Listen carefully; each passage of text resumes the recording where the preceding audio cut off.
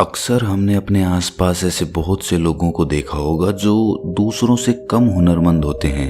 दूसरे लोगों के मुकाबले उनमें कम टैलेंट होता है, लेकिन फिर भी वो उन लोगों से ज्यादा कामयाब हो जाते हैं। तो ऐसा क्यों होता है?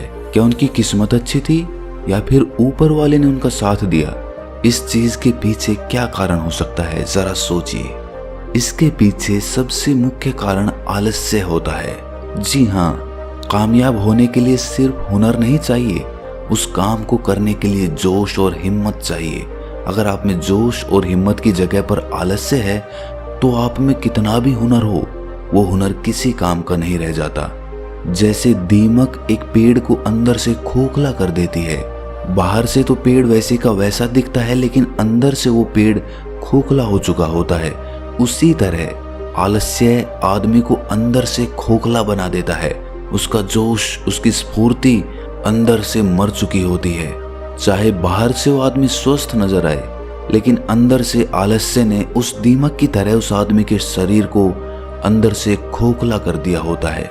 आज की जो कहानी मैं आपको सुनाने वाला हूँ, उसमें आपको आलस्य के कुछ मुख्य कारण पता चलेंगे और साथ ही आपको आलस्य को हटाने के लिए कुछ यौगिक उपाय बताए जाएंगे।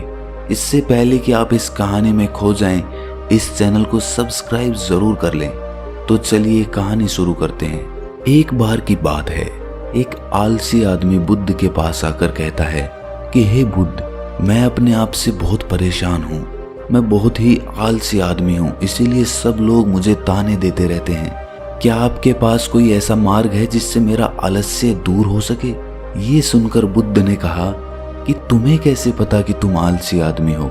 इस बात का उत्तर देते हुए वो आदमी बोला कि हे बुद्ध, सब लोग मुझसे कहते रहते हैं कि तू बहुत आलसी आदमी है, तुझसे कोई काम ठीक से नहीं होता, तू हर काम को टालता रहता है और भी ना जाने क्या क्या बातें कहते रहते हैं। यहाँ तक कि मेरे परिवार के लोग भी मुझे आलसी आदमी कहकर पुकारते हैं। ये सुनकर बुद्ध उस आदमी से पूछते हैं कि तुम्हारे पास आलसी होने का कोई प्रमाण है? क्या तुम ये सिद्ध कर सकते हो कि तुम एक आलसी आदमी हो? ये सुनकर वो आदमी कहता है कि हे बुद्ध, मैं कभी भी सुबह जल्दी नहीं उठ पाता और हर काम को टालता रहता हूँ। मुझे लगता है कि आलसी होने के लिए ये प्रमाण काफी होगा।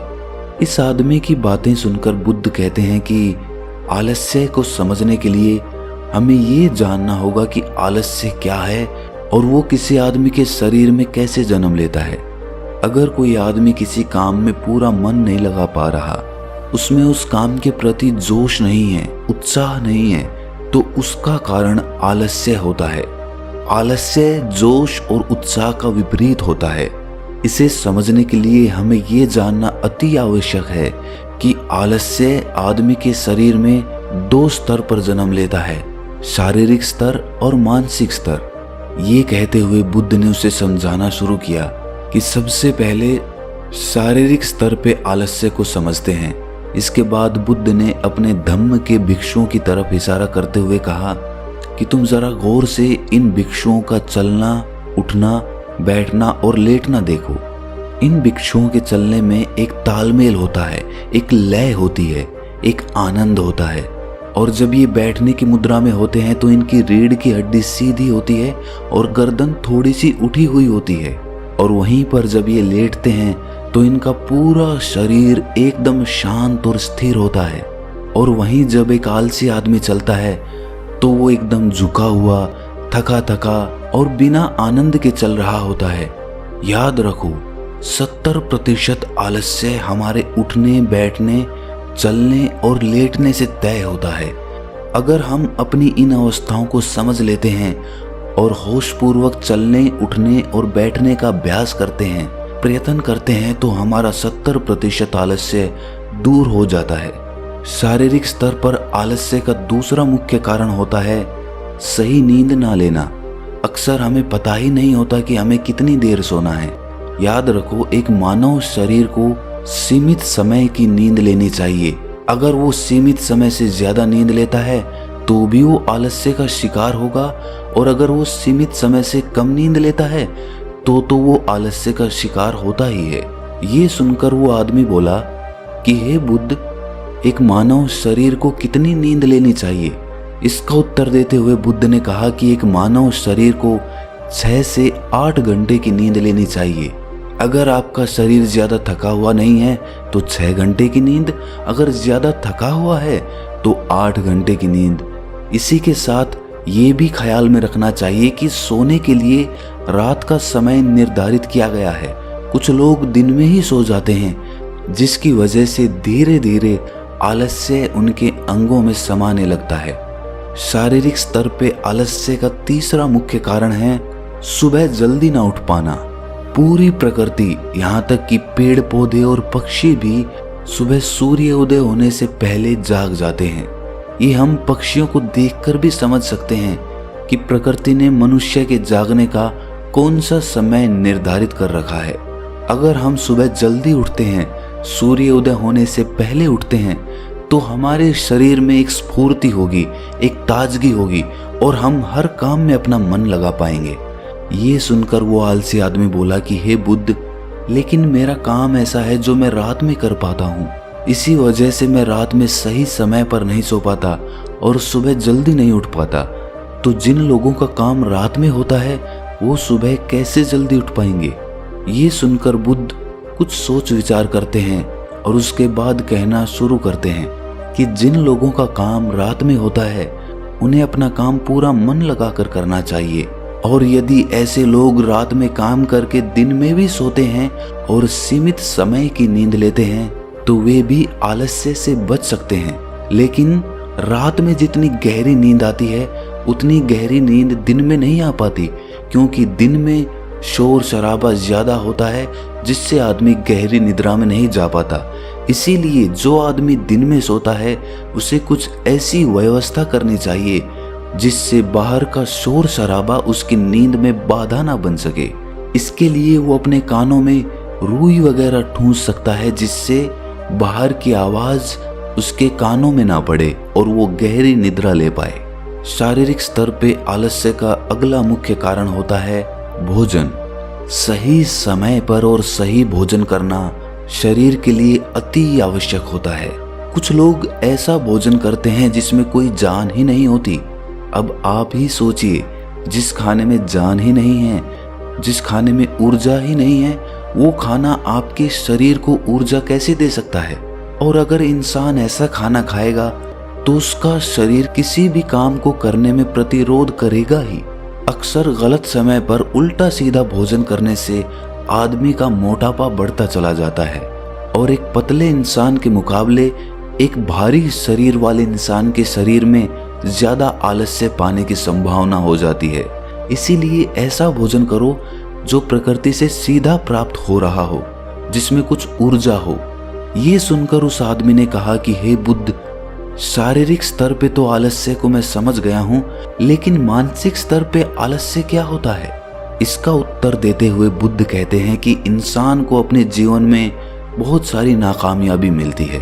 जब वो नाकामयाब होता है, किसी काम को पूरा नहीं कर पाता, तो उसका जोश और उत्साह अगले काम को करने के लिए ठंडा पड़ता जाता है। जब भी वो किसी नए काम को शुरू करता है तो उसका पिछला काम उसके मन को प्रभावित करता रहता है। इसीलिए वो नए काम को पूरे जोश और उत्साह के साथ और पूरा मन लगाकर नहीं कर पाता, और यही आलस्य का कारण बन जाता है, जिसकी वजह से वो नया काम भी पूरा नहीं हो पाता, क्योंकि उसमें उसका पूरा मन और पूरा जोश नहीं लगा होता है। इसके लिए हमें ये समझना जरूरी होता है कि जो पिछला काम हमारा पूरा नहीं हो पाया, उससे भी हमें बहुत कुछ सीखने को मिला है। उससे हमें एक अनुभव मिला है जो हम अपने नए काम में लगा सकते हैं। तो पिछले काम के प्रति नकारात्मक नजरिया रखने की बजाय सकारात्मक नजरिया रखेंगे तो आलस्य हमारे मन में नहीं आएगा। मानसिक स्तर पे आलस्य का दूसरा मुख्य कारण होता है लक्ष्य का स्पष्ट ना होना। ये कहकर बुद्ध उस आलसी आदमी से सवाल करते हैं कि मान लो यदि तुम किसी जंगल में फंस गए हो और तुम्हारे पास खाने पीने के लिए कुछ भी नहीं है, तो तुम क्या करोगे? वो आदमी कहता है कि हे बुद्ध, मैं जिंदा रहने के लिए उस जंगल में खाने पीने का सामान ढूंढूंगा। ये सुनकर बुद्ध कहते हैं कि अगर तुम्हें फिर भी खाने पीने का सामान नहीं मिलता तो? इसका जवाब देते हुए वो आदमी कहता है कि हे बुद्ध, तो मैं किसी भी तरह, किसी भी कीमत पर उस जंगल से बाहर निकलने का पूरा पूरा प्रयास करूंगा। ये सुनकर बुद्ध कहते हैं कि चूंकि वहां पर तुम्हारा लक्ष्य स्पष्ट है, इसीलिए तुम्हारे शरीर में कोई आलस्य नहीं आएगा। उस समय तुम्हें पता होता है कि तुम्हारे शरीर के लिए अभी सबसे ज्यादा जरूरी खाना पीना ढूंढना है। अगर तुम नहीं ढूंढोगे तो तुम मर जाओगे। और जब तुम्हारा लक्ष्य स्पष्ट होता है तो आलस्य तुम्हारे मन में आ ही नहीं सकता।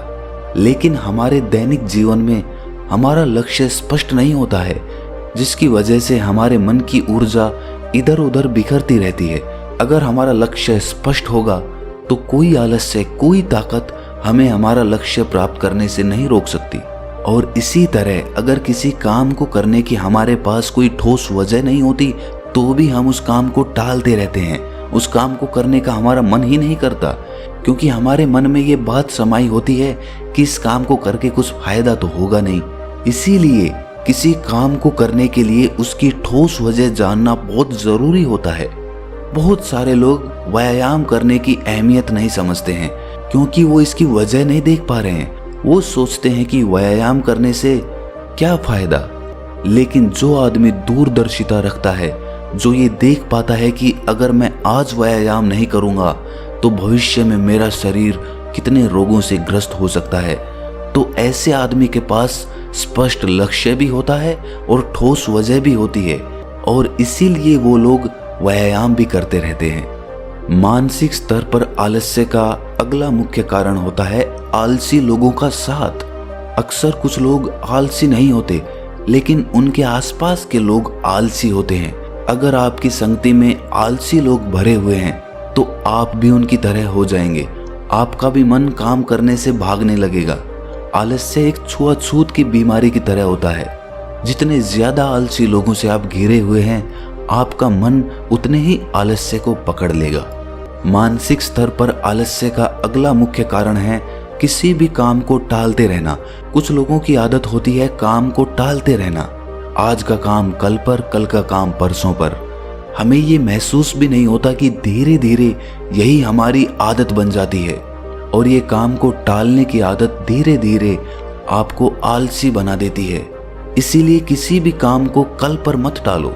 और सबसे आखिर में बुद्ध ने कहा कि किसी भी काम को करने के लिए आपके पास उम्मीद होनी चाहिए, उत्साह और जोश होना चाहिए। हर काम को नया काम समझ के करना चाहिए। इसके बाद बुद्ध ने उस आलसी आदमी से कहा कि याद रखना, अगर तुम्हारे पास कोई स्पष्ट लक्ष्य है और उसे करने के लिए तुम्हारे पास कोई ठोस वजह भी है, तो दुनिया की कोई ताकत तुम्हें वो काम करने से नहीं रोक सकती। दोस्तों, जीवन में अगर कुछ हासिल करना है तो हमारे पास सिर्फ आज का ही समय है। ये मत सोचो कि कल आएगा। ये मानकर चलो कि हमें जीने के लिए सिर्फ ये 24 घंटे मिले हैं। इन 24 घंटों में मरने से पहले मैं क्या कर सकता हूँ, ये समझ लीजिए कि एक एक सेकंड मिलकर एक मिनट बनता है, और एक एक मिनट मिलकर एक घंटा बनता है, और घंटे दर घंटे एक पूरा दिन बनता है। तो हमारे लिए सबसे ज्यादा जरूरी वो सेकंड है जिनसे पूरा दिन बना हुआ है। इसीलिए अपनी किसी भी सेकंड को बर्बाद मत करो, क्योंकि एक बार जो घड़ी बीत गई वो वापस लौट कर कभी नहीं आती। तो दोस्तों, कैसी लगी आपको ये कहानी कमेंट सेक्शन में जरूर बताना, और अच्छी लगी तो इस चैनल को सब्सक्राइब जरूर कर लेना। तो मिलते हैं अगली कहानी में, तब तक के लिए अपना ख्याल रखें।